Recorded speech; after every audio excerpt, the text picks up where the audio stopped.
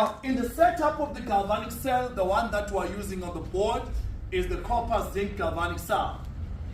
As the operation of the cell continues, we encounter a couple of problems.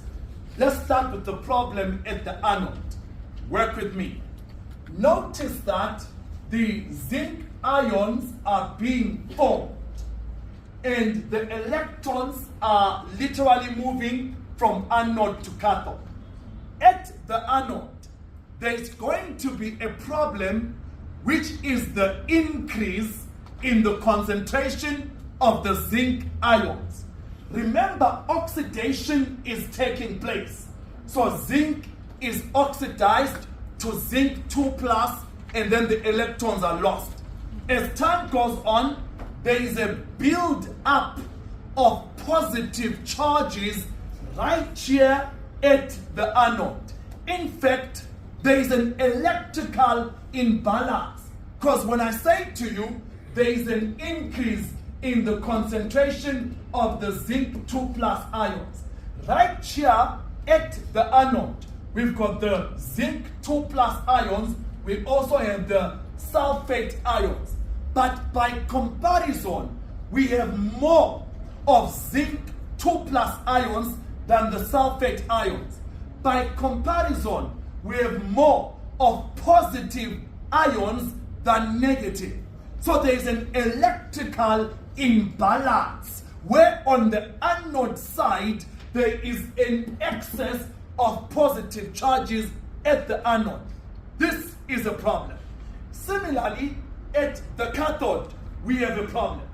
Since the copper ions are readily reduced, we are going to have a problem with a decrease in the concentration of the copper ions. So right here at the cathode, there is a decrease in the concentration of the copper ions.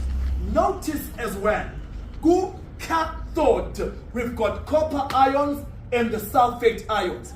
But since we are readily reducing our copper ions, we're going to have less of positive ions and, talk to me, more of what? Negative ions. Are we together?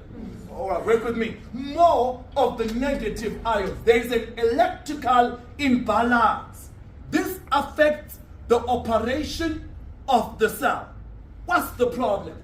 Too much positive ions at the anode, an increase in the concentration of the zinc ions.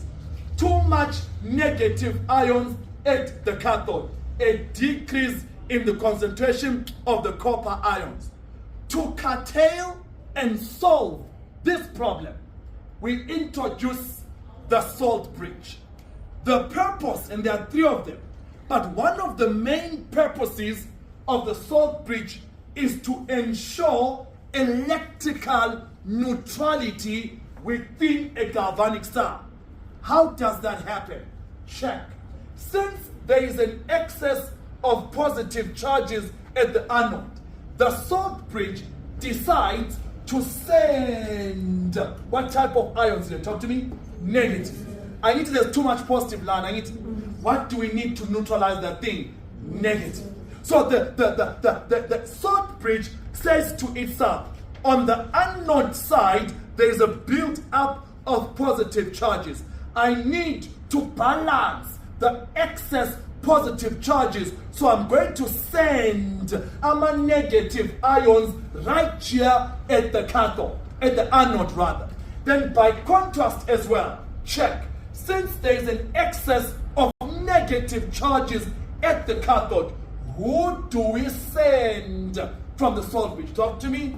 Positive. So the whole idea is to make sure that throughout the operation of the cell, there is electrical neutrality. Where we build up excess positive, let's send negative. Where we build up excess negative, let's send what? Talk to me. Positive. Are we together?